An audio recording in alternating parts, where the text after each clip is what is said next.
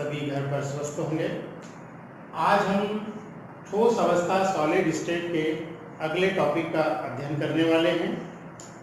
मैंने अपने पहले वीडियो में आपको जो टॉपिक पढ़ाया था उसका आपने अच्छी तरह अध्ययन कर लिया होगा, और नहीं किया हो तो पहले मेरे पहले वीडियो को देखिएगा, जिसकी लिंक मैं नीचे डिस्क्रिप्शन में दे रहा हूँ, क्योंकि उसी के आगे फिर हम इस टॉपिक को बेहतर ढंग से समझ पाएंगे।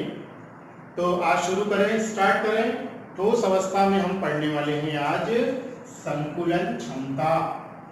स्टूडेंट, संकुलन क्षमता, संकुलन क्षमता यानी पैकिंग इफिशियंसी। क्रिस्टल में पैकिंग इफिशियंसी क्या होती है, इसके बारे में हम पढ़ेंगे। संकुलन क्षमता यानी पदार्थ के क्रिस्टल में जो एकक सेल है, एकक सेल, कल हम एकक सेल के बाद पिछले वीडियो में एकक सेल के बारे में पढ़ चुके हैं। तो एकक सेल में जितना प्रतिशत कणों के द्वारा फिलिंग होता है या कणों के द्वारा घिरा होता है, उसे उसकी संकुलन क्षमता कहते हैं। किसको कहते हैं? क्रिस्टल के एकक सेल का जितना प्रतिशत पदार्थ के कणों द्वारा घिरा होता है, उसे संकुलन क्षमता कहते हैं। स्टूडेंट, कल हमने घनी एकक सेल के प्रकार पढ़े थे। सरल घनी एकक सेल यानी एससीसी, बॉडी सेंटर्ड क्यूबिक घनी एकक सेल, मेंस अंतः केंद्रीय घनी एकक सेल, और फेस सेंटर्ड क्यूबिक एकक सेल यानी फलक केंद्रीय घनी एकक सेल। कल हमने ये पिछले वीडियो में ये घनी एकक सेल के 3 प्रकार पढ़े थे। परीक्षा में पूछे जाने योग्य क्वेश्चन ये है कि एससीसी, बीसीसी और एफसीसी की संकुलन क्षमता कितनी होती है, अर्थात एकक सेल का कितना प्रतिशत पदार्थ के कणों द्वारा घिरा होता है, सराउंडेड होता है। तो आपको यहाँ पर ये जान लेना है कि एससीसी की संकुलन क्षमता 52.4% होती है, मतलब कणों द्वारा घेरा गया स्थान कितना होता है, 52.4%। बीसीसी यानी अंतर केंद्रीय घनी एकक सेल की संकुलन क्षमता नोट करें 68% होती है, 68% होती है। इसी तरह फलक केंद्रीय घनी एकक सेल यानी एफसीसी की संकुलन क्षमता याद रखें कितनी होती है, 74% यानी 74%। परीक्षा में हमको ये पूछा जाता है एनसीईआरटी में कि एससीसी, बीसीसी अथवा एफसीसी की संकुलन क्षमता कितनी है। एससीसी में 52.4%, बीसीसी की संकुलन क्षमता 68% और एफसीसी की संकुलन क्षमता 74% होती है, अर्थात कणों द्वारा घेरा गया आयतन इतने प्रतिशत इन एकक सेल में होता। बिंदु दोष। अब बिंदु दोष या पॉइंट डिफेक्ट क्या है? क्रिस्टल में पैकिंग यानी संकुलन जो होता है, तो संकुलन में कभी कभी उसकी क्रमबद्ध व्यवस्था में, कणों की क्रमबद्ध व्यवस्था में दोष उत्पन्न हो जाता है। मतलब कण को जिस स्थान पर आना चाहिए वह अपने स्थान से विचलित हो जाता है। तो इस प्रकार के दोष को उस समय कहा जाता है बिंदु दोष। एक लाइन में परिभाषा देना हो तो ये है कि क्रिस्टल की क्रमबद्ध व्यवस्था में उत्पन्न दोष को कहते हैं बिंदु दोष। हम यहाँ पर मुख्य रूप से 2 बिंदु दोष पढ़ने वाले हैं। एक है रस समीकरण मितीय दोष, स्टोइकियोमेट्रिक डिफेक्ट। रस समीकरण मितीय दोष का मतलब ये होता है कि ऐसा दोष जिससे क्रिस्टल के रस समीकरण में कोई अंतर नहीं आए, ऐसा दोष जिसके होने से क्रिस्टल के रस समीकरण में उसकी स्टोइकियोमिति में किसी प्रकार का परिवर्तन नहीं हो, तो उसे कहते हैं रस समीकरण मितीय दोष। रस समीकरण मितीय दोष 2 प्रकार के होते हैं और ये परीक्षा में पूछे जाने योग्य है। नंबर 1 शॉटकी दोष, अर्थात इसको स्कॉटकी या शॉटकी किसी भी नाम से पूछा जा सकता है। स्कॉटकी डिफेक्ट या शॉटकी दोष। शॉटकी दोष किसमें होता है? एक चीज और इसके पहले बता दूं कि बिंदु दोष हमेशा आयनिक क्रिस्टलों में पाया जाता है। शॉटकी दोष जो होता है वह आयनिक क्रिस्टलों में होता है। ऐसा दोष जिसमें क्रिस्टल में से या आयनिक क्रिस्टल में से कोई धनायन और उतनी ही संख्या के ऋणायन अपना नियत स्थान छोड़कर क्रिस्टल के बाहर चले जाएं। जैसे एक आयनिक क्रिस्टल को मैं यहाँ पर बोर्ड पर दर्शा रहा हूं। धन और ऋण आयनों से मिलकर बना होता है आयनिक क्रिस्टल, केटायन और एनायन से मिलकर बना है आयनिक क्रिस्टल। यदि क्रिस्टल में से कोई केटायन या धनायन और उतनी संख्या में ऋण आयन अपना नियत स्थान छोड़कर क्रिस्टल के बाहर चले जाए और वहां पर रिक्तिका बन जाए, तो ऐसे दोष को कहते हैं शॉटकी दोष। अब शॉटकी दोष से क्रिस्टल पर क्या प्रभाव पड़ेगा? उससे उसका घनत्व कम हो जाएगा, क्योंकि धन और ऋण आयन अपना नियत स्थान छोड़कर क्रिस्टल के बाहर चले गए हैं। इसलिए शॉटकी दोष से क्रिस्टल का घनत्व कम हो जाएगा। किनमें पाया जाता है शॉटकी दोष? ऐसा पूछा जाए तो शॉटकी दोष ऐसे क्रिस्टलों में पाया जाता है जिसमें धन आयन का आकार ऋण आयन के आकार के लगभग बराबर हो या बराबर हो। धन आयन का आकार ऋण आयन के आकार के बराबर हो।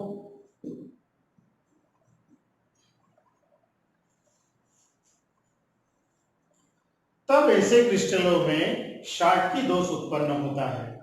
एक चीज और, एक कारण और दे सकते हैं आप। शॉटकी दोष का एक कारण बताया हमने कि यह दोष ऐसे क्रिस्टलों में पाया जाता है जिसमें धनायन का आकार ऋणायन के आकार के बराबर हो, तथा दूसरा कारण यह है कि जिनमें धनायन की समन्वयन संख्या अधिक हो।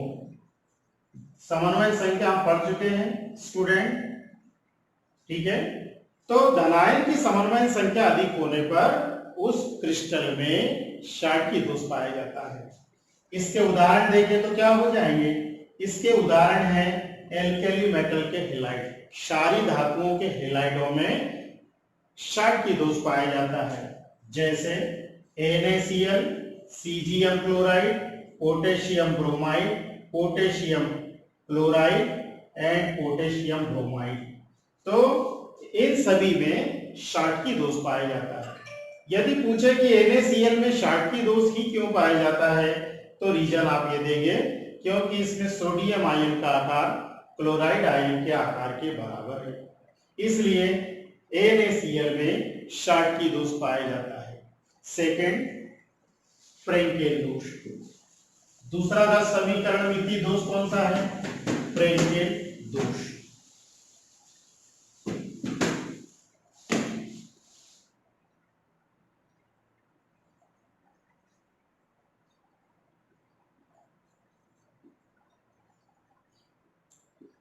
फ्रेंकेल दोष का मतलब ऐसा दोष जिसमें आयनिक क्रिस्टल में कोई धनायन अपना नियत स्थान छोड़ दे और नियत स्थान छोड़कर अंतराली रिक्तिका में प्रवेश करे।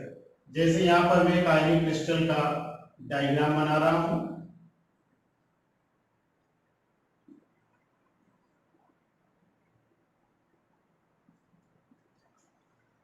क्रिस्टल में पैकिंग के फलस्वरूप जो रिक्त स्थान रह जाता है उसे कहते हैं अंतराली रिक्ति।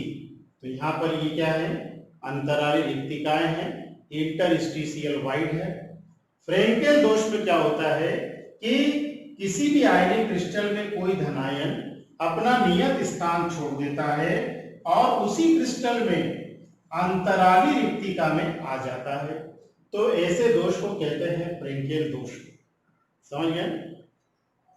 ऐसा दोष जिसमें कोई धनायन, क्रिस्टल में कोई धनायन या केटायन अपना नियत स्थान छोड़ दे और उसी क्रिस्टल में अंतराली रिक्तिका में आ जाए, इंटरस्टिशियल वॉइड में आ जाए, स्पेस में आ जाए, तो उसे कहते हैं फ्रेंकेल दोष। अब चूंकि यहां पर हमने क्या देखा कि जो धनायन था उसी क्रिस्टल में अंतराली रिक्तिका में आया है, तो इससे घनत्व पर कोई प्रभाव नहीं पड़ेगा, अर्थात इस दोष से क्रिस्टल का घनत्व क्या रहता है? अपरिवर्तित। नोट करेंगे घनत्व इससे अपरिवर्तित रहेगा। चाटकी दोष से क्रिस्टल का घनत्व कम होता है, जबकि फ्रेंकेल दोष से क्रिस्टल का घनत्व क्या होता है? अपरिवर्तित। किनमें पाया जाता है? फ्रेंकेल दोष ऐसे क्रिस्टलों में पाया जाता है जिसमें धनायन का आकार ऋण आयन से छोटा हो। धनायन का आकार ऋणायन के आकार से छोटा हो। छोटा होगा तभी वह अपने नियत स्थान को छोड़कर अंतराली रिक्तिका में आ जाएगा। और दूसरा कारण भी आप याद रखें, यह दोष ऐसे क्रिस्टलों में पाया जाता है जिसमें धनायन की समन्वयन संख्या कम हो। धनायन की समन्वय संख्या कम होने पर भी फ्रेंकेल दोष पाया जाता है।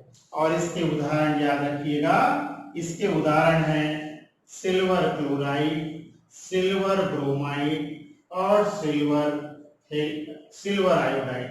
सिल्वर के तीनों हेलाइड याद रखेंगे एंड जिंक सल्फाइड।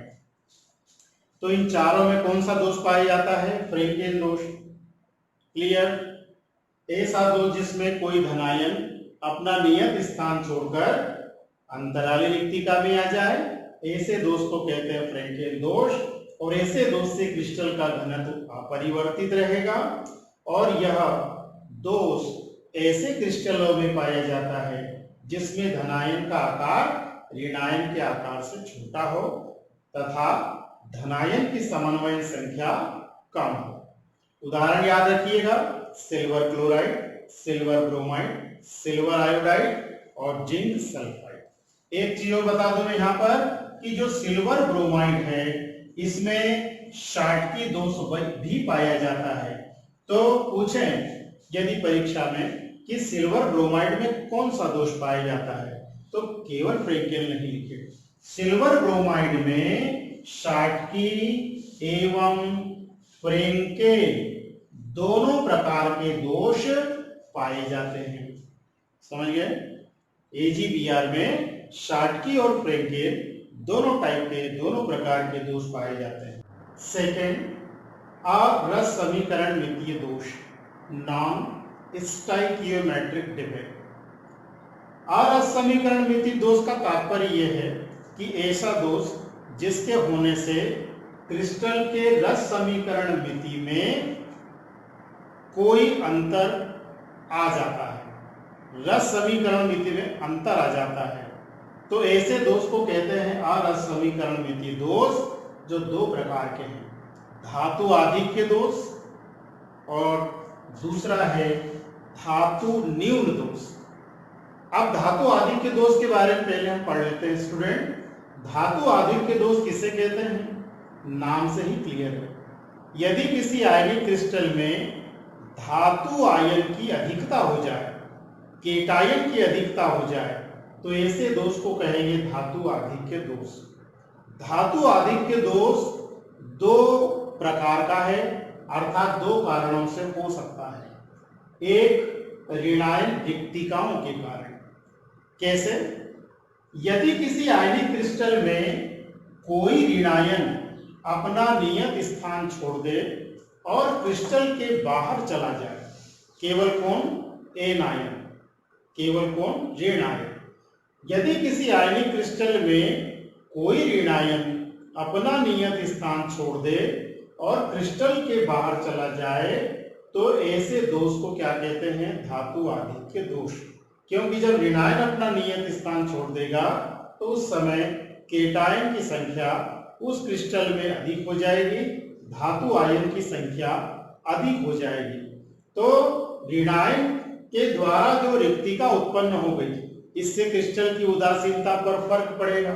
तो क्रिस्टल को उदासीन बनाए रखने के लिए ऋणायन द्वारा उत्पन्न रिक्तिका में इलेक्ट्रॉन इंटर कर जाते हैं। ऋणायन द्वारा उत्पन्न रिक्तिका में इलेक्ट्रॉन प्रवेश कर जाते हैं। तो इस प्रकार ऋणायनों द्वारा उत्पन्न रिक्तिका में जब इलेक्ट्रॉन प्रवेश कर जाए तो उसका नाम याद रखिए F केंद्र है। एफ लैटिन वर्ड है जिसको कहते हैं फाब्रे, और फाब्रे का मतलब होता है कलर। अर्थात जो एफ केंद्र है वह क्रिस्टल में रंग के लिए उत्तरदायी होता है। यदि हमको पूछे परीक्षा में कि क्रिस्टल के रंग के लिए उत्तरदायी केंद्र को क्या कहते हैं, कलर के लिए रिस्पॉन्सिबल सेंटर कौन सा है, तो वो है एफ सेंटर। इसको नोट कर लेंगे। एफ सेंटर किसको कहते हैं, किसी आयनिक क्रिस्टल में कोई ऋणायन अपना नियत स्थान छोड़ दे और क्रिस्टल के बाहर चला जाए और उसमें कौन इंटर कर जाए, इलेक्ट्रॉन, उसमें इलेक्ट्रॉन प्रवेश कर जाए, तो उसे कहते हैं एफ केंद्र। और एफ केंद्र ही क्रिस्टल के कलर के लिए, रंग के लिए उत्तरदायी होता है। तो एक दोष हमने पढ़ा ये, इसका उदाहरण देख लिया जाए। इसका उदाहरण है NaCl। NaCl में धातु आधिक्य दोष भी पाया जाता है। एक दोष कौन सा पाया जाता है इसमें, शॉटकी दोष। शॉटकी दोष वाले क्रिस्टलों में ही धातु आधिक्य दोष पाया जाता है, जिसमें से एक ये है ऋणायन रिक्तिकाओं के कारण। तो NaCl को यदि हम गर्म करते हैं, आपने देखा हो, बहुत इजी है, घर पर भी देख सकते हैं। जब NaCl को हम गर्म करते हैं तो वह लाइट ब्राउन कलर का, हल्का पीले रंग का हो जाता है। क्यों हो जाता है, एफ केंद्र के कारण, क्योंकि क्लोराइड आयन उसमें से नियत स्थान को छोड़कर बाहर चले जाते हैं और वहां पर उस ऋणायन द्वारा उत्पन्न रिक्तिका में इलेक्ट्रॉन प्रवेश कर जाते हैं, तो उसका जो कलर है NaCl का गर्म करने पर हल्का पीला हो जाता है। तो एक हमने पढ़ा ऋणायन रिक्तिकाओं के कारण दोष, और दूसरा धातु आधिक्य दोष होता है अतिरिक्त धनायन के कारण। अतिरिक्त धनायन के कारण भी धातु आधिक्य दोष ही होगा। यदि कोई धनायन बाहर से आकर क्रिस्टल की अंतराली रिक्तिका में, बाहर से आकर क्रिस्टल की अंतराली रिक्तिका में प्रवेश कर जाए और क्रिस्टल को उदासीन रखने के लिए उसके निकट की अंतराली रिक्तिका में इलेक्ट्रॉन आ जाए, तो इस प्रकार के दोष से भी धातु आधिक्य दोष उत्पन्न होगा। इसका उदाहरण बतला दूं। इसका उदाहरण है जिंक ऑक्साइड। यदि हम जिंक ऑक्साइड को गर्म करेंगे तो वह पीले रंग का हो जाएगा। किस वजह से हो जाएगा, अतिरिक्त धनायन के कारण क्या हो जाएगा, धातु आधिक्य दोष, जिसकी वजह से उसका कलर बैंगनी हो जाता है, बैंगनी रंग का हो जाता है। इसकी वजह से, अतिरिक्त धनायन की वजह से, आयनिक क्रिस्टल में कोई धनायन बाहर से आकर अंतराली रिक्तिका में आ जाए और क्रिस्टल को उदासीन रखने के लिए निकटवर्ती अंतराली रिक्तिका में इलेक्ट्रॉन इंटर कर जाए, तो ऐसे दोष से भी धातु आधिक्य दोष उत्पन्न होगा। और इसका उदाहरण याद रखिए, जिंक ऑक्साइड। दूसरा रस समीकरण मिति दोष है धातु न्यून दोष, मेटल डेफिशिएंसी डिफेक्ट। धातु न्यून दोष के नाम से ही क्लियर है कि ऐसा दोष जिसके कारण क्रिस्टल में धातु आयन की संख्या कम हो, ऐसे दोष को कहेंगे धातु न्यून दोष। इसके पहले मेरा आपसे आग्रह है कि मैंने इसके पहले एक धातु आधिक्य दोष में एक एग्जाम्पल दिया था, जिसमें कहा था कि NaCl का जो कलर है वो होता है लाइट ब्राउन, हल्का पीले कलर का होता है। इसी तरह से सेकेंड था अंतराली रिक्तियों के कारण होने वाले दोष में जिंक ऑक्साइड का कलर भी धातु आधिक्य दोष के कारण होता है पीला। NaCl का होता है हल्का पीला और ZnO का धातु आधिक्य दोष के कारण कलर होता है पीला। थोड़ा सा करेक्शन कर लीजिए। और भी बहुत से उदाहरण हैं, जैसे पोटेशियम क्लोराइड को यदि हम गर्म करेंगे तो उसका कलर, उसका जो रंग है वो बैंगनी हो जाएगा और उसका कारण भी है धातु आधिक्य दोष F केंद्र, याद रखिएगा। अगले चलिए आगे बढ़े। धातु न्यून दोष में क्या होता है, क्रिस्टल में कोई भी धनायन अपना नियत स्थान छोड़कर क्रिस्टल के बाहर चला जाता है। जब क्रिस्टल के बाहर चला जाएगा तो धातु न्यून दोष उत्पन्न होगा। अब क्रिस्टल को उदासीन बनाए रखने के लिए क्या होता है कि जो केटायन है वह अपनी ऑक्सीकरण संख्या को या जो चार्ज होता है उसकी संख्या को वो बढ़ा लेता है, तो क्रिस्टल उदासीन बना रहता है। और इसका उदाहरण याद रखिए स्टूडेंट, क्या रहेगा? FeO, ferrous oxide. Ferrous oxide में धातु न्यून दोष होता है। कोई भी धनायन जब अपना नियत स्थान छोड़ दे, क्रिस्टल के बाहर चला जाए, तो उससे धातु न्यून दोष उत्पन्न होता है। और क्रिस्टल को उदासीन बनाए रखने के लिए धातु आयन यानी केटायन अपनी ऑक्सीकरण संख्या में वृद्धि कर लेता है। तो इसका उदाहरण याद रखिएगा FeO यानी फेरस ऑक्साइड। नेक्स्ट टॉपिक जो रहेगा वो हमारा रहेगा ठोसों के चुंबकीय गुण। चलिए स्टूडेंट अगले टॉपिक की ओर, ठोसों के चुंबकीय गुण। ठोसों में मुख्यतः दो प्रकार के चुंबकीय गुण पाए जाते हैं। एक है प्रतिचुंबकीय, डायमैग्नेटिक। प्रतिचुंबकीय का मतलब होता है ठोसों के ऐसे गुण जिसमें वह चुंबकीय क्षेत्र से प्रतिकर्षित होता है, यानी चुंबकीय क्षेत्र से क्षीण होता है, चुंबकीय क्षेत्र को प्रतिकर्षित करता है। ऐसे गुण को कहा गया है प्रतिचुंबकीय। प्रतिचुंबकीय गुण का कारण क्या है? ठोस चुंबकीय क्षेत्र से क्षीण क्यों हो जाता है? इसलिए हो जाता है क्योंकि उसमें पेयर्ड इलेक्ट्रॉन होते हैं। युग्मित इलेक्ट्रॉनों की वजह से कोई भी पदार्थ प्रतिचुंबकीय व्यवहार प्रकट करता है।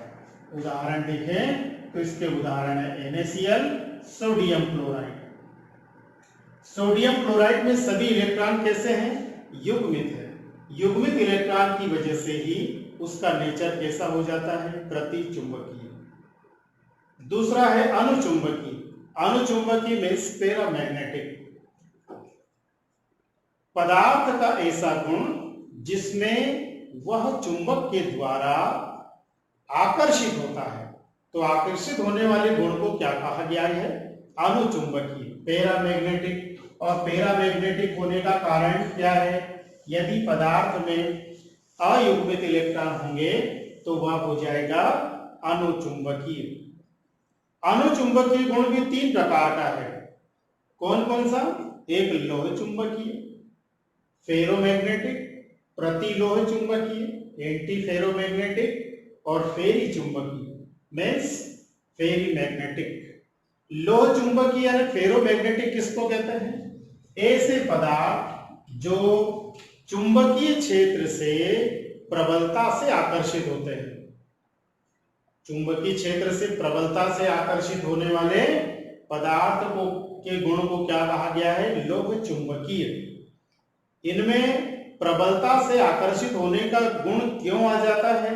तो उसका कारण ये है कि उसमें जो चुंबकीय आवरण है उसका संरेखण एक ही दिशा में होता है। ये जो एरो लगाई किसका निरूपण कर रहे हैं? चुंबकीय आघूर्ण का। चूंकि अनुचुंबकीय गुण अयुग्मित इलेक्ट्रॉन के कारण होता है, अर्थात इसकी अक्षीय और कक्षीय गति के कारण उसमें चुंबकीय आवरण उत्पन्न हो जाता है। और जब चुंबकीय आवरण का संरेखण एक ही दिशा में होता है तो उस पदार्थ में लोह चुंबकीय गुण उत्पन्न हो जाता है। और इसके उदाहरण हैं आयरन, कोबाल्ट एंड निकेल। तीनों क्या हैं? फेरोमैग्नेटिक मीन्स लोह चुंबकीय पदार्थ है। अब प्रतिलोह चुंबकीय, अच्छा इसको मैं स्टार लगा रहा हूं, मीन्स इसको परीक्षा में अक्सर पूछा जाता है। प्रतिलोह चुंबकीय मीन्स एंटी फेरोमैग्नेटिक का मतलब ऐसे चुंबकीय, ऐसे पदार्थ जो जिनका चुंबकीय क्षेत्र से बिल्कुल कम आकर्षण होता है। बहुत कम आकर्षण होने पर उनको कहा गया है प्रतिलोह चुंबकीय मीन्स एंटी फेरोमैग्नेटिक। तो प्रतिलोह चुंबकीय गुण क्यों उत्पन्न हो जाता है इनमें? क्योंकि इनमें चुंबकीय आवरण का संरेखण अब किस प्रकार का है? विपरीत है, लेकिन कैसा है? समान। मैंने एक एरो ऊपर लगाया है, एक नीचे, एक ऊपर, एक नीचे, तो चुंबकीय आघूर्ण का संरेखण किस प्रकार का हो गया? विपरीत किंतु समान। ऐसी स्थिति में पदार्थ का नेचर कैसा हो जाता है? प्रतिलोह चुंबकीय। और इसका उदाहरण याद रखेंगे friends, manganese dioxide. Manganese dioxide means MnO। MnO में पूछा जाए कि ये किस प्रकार का चुंबकीय गुण प्रदर्शित करेगा, तो प्रतिलोह चुंबकीय। अब हम आते हैं तीसरे अनुचुंबकीय गुण पे, मींस फेरी चुंबकीय। फेरी चुंबकीय किसे कहेंगे? जब किसी पदार्थ का चुंबकीय गुण लोह चुंबकीय और प्रतिलोह चुंबकीय के बीच का हो, तब उसे कहा जाएगा फेरी चुंबकीय। फेरी चुंबकीय में चुंबकीय आघूर्ण का संरेखण विपरीत तो होता है, लेकिन कैसा होता है? असमान।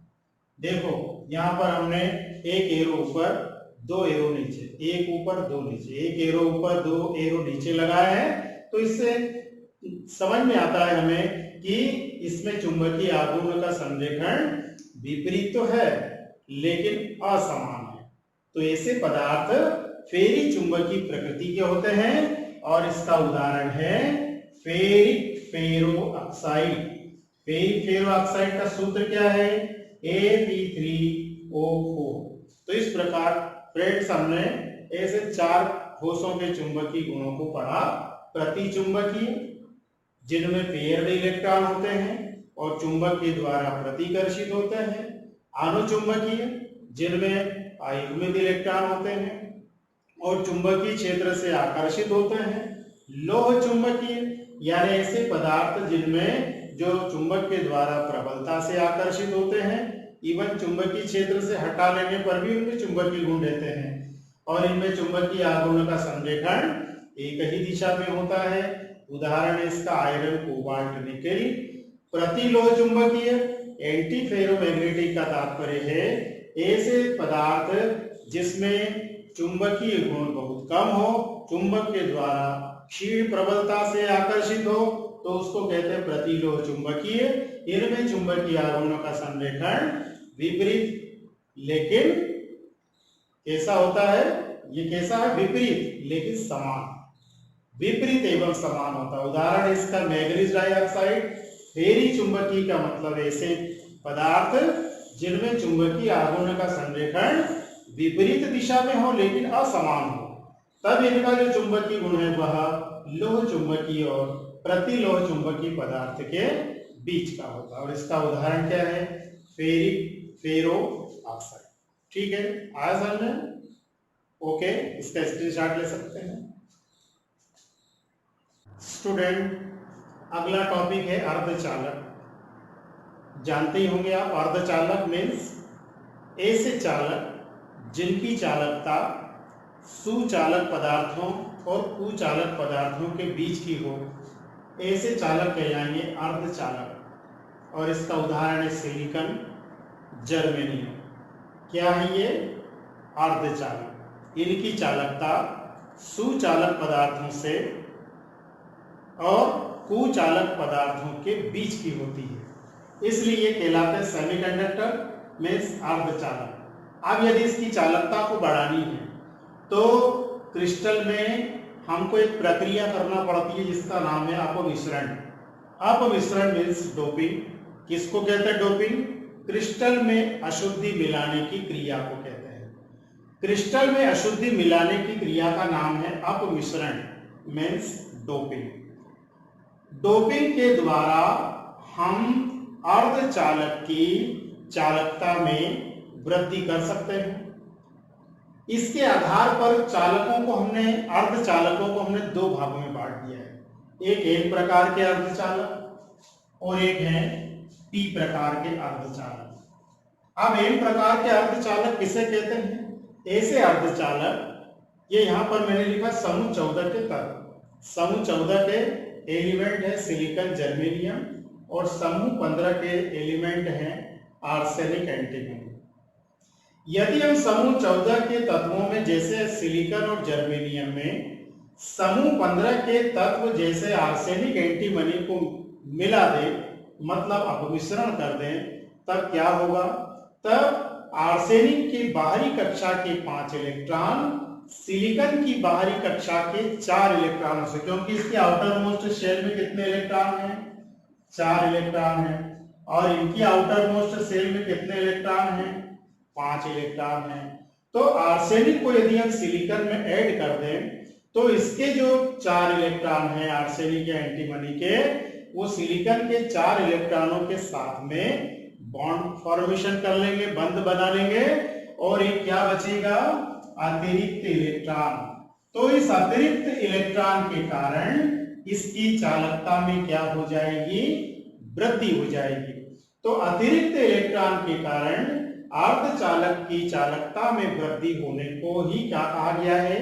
एन टाइप के या एन प्रकार के अर्धचालक। और ये बनेंगे का जब समूह 14 के तत्वों में जैसे सिलिकॉन जर्मेनियम में समूह 15 के एलिमेंट जैसे आर्सेनिक एंटीमनी मिला दी जाए तो अतिरिक्त इलेक्ट्रॉन के कारण इसकी चालकता में वृद्धि हो जाएगी। इसे कहते हैं एन प्रकार के अर्धचालक। एन का मीनिंग क्या होता है? यहाँ पे निगेटिव। इलेक्ट्रॉन पर चार्ज कौन सा होता है? माइनस का। तो इस अतिरिक्त इलेक्ट्रॉन के कारण चालकता में वृद्धि हो जाती है। इसे कहते हैं एन प्रकार के अर्धचालक। सेकेंड है पी प्रकार के अर्धचालक। पी प्रकार के अर्धचालक यानी ऐसे अर्धचालक यदि हम क्या करें, समूह 14 के तत्वों में जैसे सिलिकॉन जर्मेनियम में आउटर शेल में कितने इलेक्ट्रॉन होते हैं? 4 इलेक्ट्रॉन होते हैं बाहरी कक्षा में यदि हम समूह 13 के तत्व मिला दें, समूह 13 के तत्वों की बाहरी कक्षा में कितने इलेक्ट्रॉन होते हैं? 3। तो क्या हुआ यहाँ पर? यदि हम एल्यूमिनियम को सिलिकॉन में मिला दें तो उस समय इसके 3 इलेक्ट्रॉन इसके 4 इलेक्ट्रॉनों के साथ में बंध बना लेंगे, और एक क्या बचेगी? रिक्तिका, होल बचेगा। उस होल के कारण यानी रिक्तिका के कारण, उस रिक्तिका के कारण उसकी चालकता में क्या हो जाएगी? वृद्धि हो जाएगी। तो इस प्रकार के अर्धचालक को कहा गया है पी प्रकार के अर्धचालक। किसे कहते हैं फ्रेंड्स? यदि हम समूह 14 के तत्वों में जैसे सिलिकॉन जर्मेनियम में समूह 13 के तत्वों को मिला दें तो रिक्तिका बनने के कारण चालकता में, अर्धचालक की चालकता में वृद्धि हो जाती है, जिसे कहते हैं पी प्रकार के अर्धचालक। P means positive, N means negative.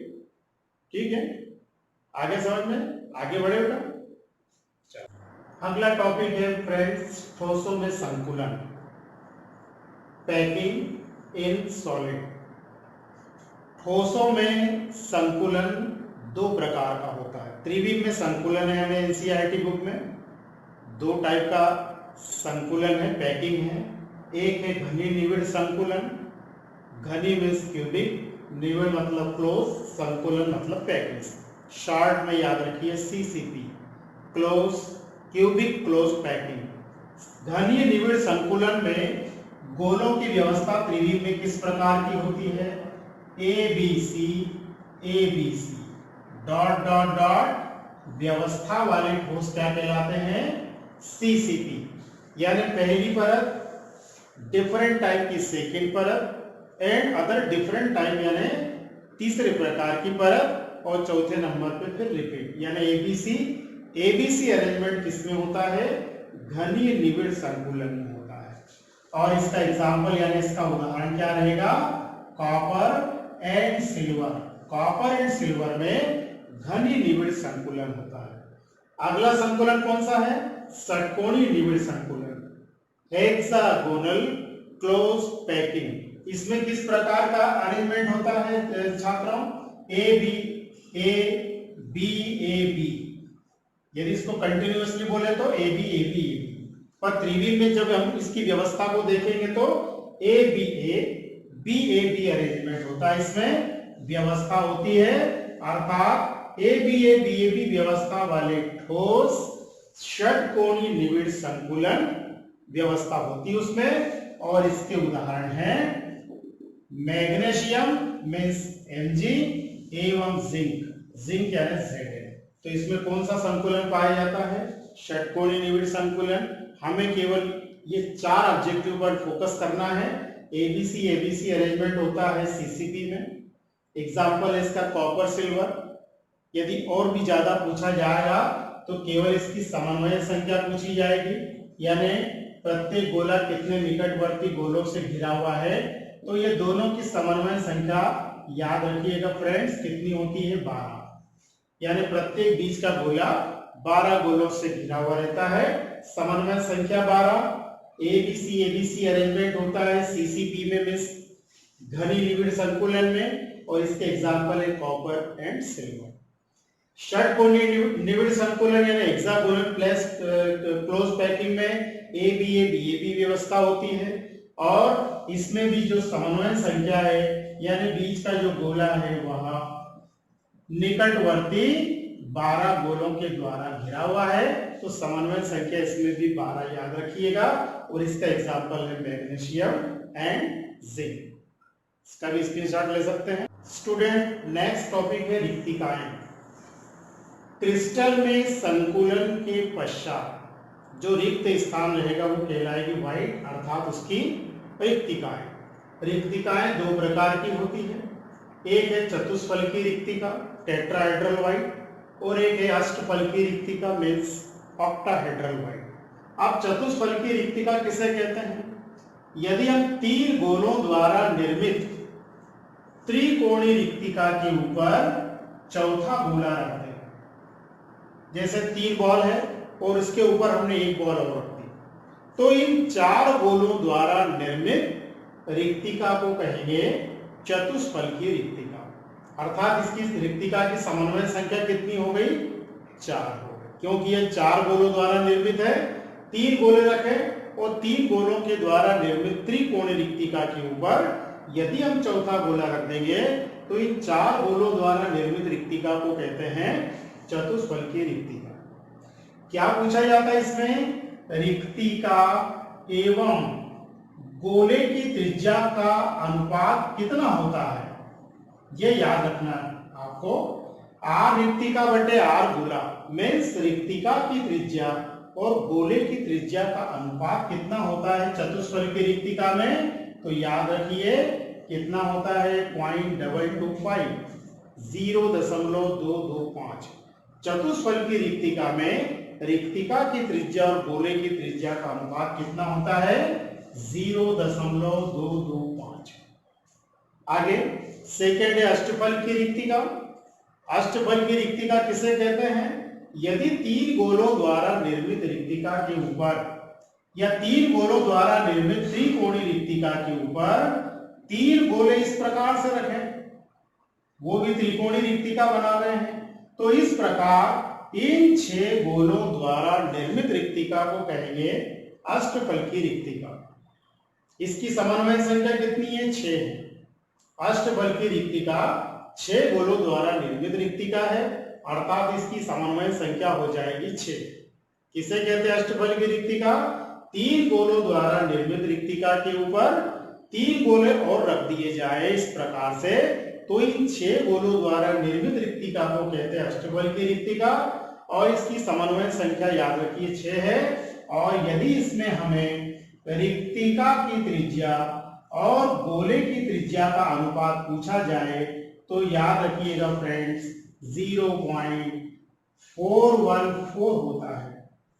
अक्सर परीक्षा में पूछे जाने वाले प्रश्न ही है गोले की त्रिज्या और रिक्तिका की त्रिज्या का अनुपात।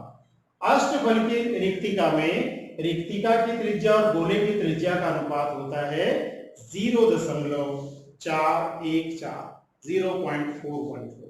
ठीक है फ्रेंड्स, याद रखने के लिए मैं एक संक्षिप्त में टेबल आपको बना के बता रहा हूं। हमने घनी एकक सेल के 3 प्रकार पढ़े हैं, एससीसी, बीसीसी, एफसीसी। आद्य केंद्रीय, अंतः केंद्रीय और फलक केंद्रीय घनी एकक सेल पढ़े थे। संकुलन क्षमता अभी हमने आज के वीडियो में पढ़ी है 52.4%। बीसीसी की संकुलन क्षमता 68%। एफसीसी की संकुलन क्षमता होती है 74%। तो याद रखने की दृष्टि से ये टेबल ज़्यादा उपयोगी है। अंतरायनिक दूरी SCC में A, BCC में होती है √3a/2 एंड FCC में होती है a/√2। इसी तरह आधा कर दीजिए, अंतरायनिक त्रिज्या का मान निकल आएगा a/2 SCC में, BCC में √3a/4 एंड FCC में अंतरायनिक त्रिज्या की वैल्यू a/2√2। और इसी को हमने क्या लिखा था, a/√8। तो ये टेबल याद करने में काफी मददगार रहेगी। इसके उदाहरण, जैसे इसका उदाहरण पोलोनियम है नहीं हमारे चैप्टर में, इसलिए मैं इसको हटा दे रहा हूं। और BCC का एग्जाम्पल है सीजियम क्लोराइड, सीजियम क्लोराइड यानी CaCl। FCC का एग्जाम्पल है NaCl यानी सोडियम क्लोराइड। एक कॉलम और बना सकते हैं, प्रति एकक सेल परमाणुओं की संख्या या कणों की संख्या।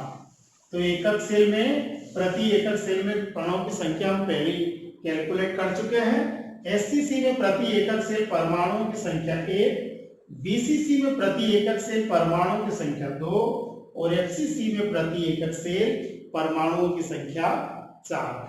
तो ये टेबल का स्क्रीनशॉट ले सकते हैं। तो फ्रेंड्स, सॉलिड स्टेट यानी ठोस अवस्था के इस चैप्टर के किसी भी प्रश्न को आप मेरे कमेंट्स बॉक्स में लिखकर डाउट को क्लियर कर सकते हैं, कठिनाई को हल करवा सकते हैं। और इस वीडियो को लाइक कीजिए और मेरे चैनल को सब्सक्राइब कीजिए। इस वीडियो को अपने फ्रेंड्स को ज़्यादा से ज़्यादा शेयर कीजिए, जिससे वे भी लाभान्वित हों। Thank you very much. अगले वीडियो में पुनः आपसे मुलाकात होगी। Thank you.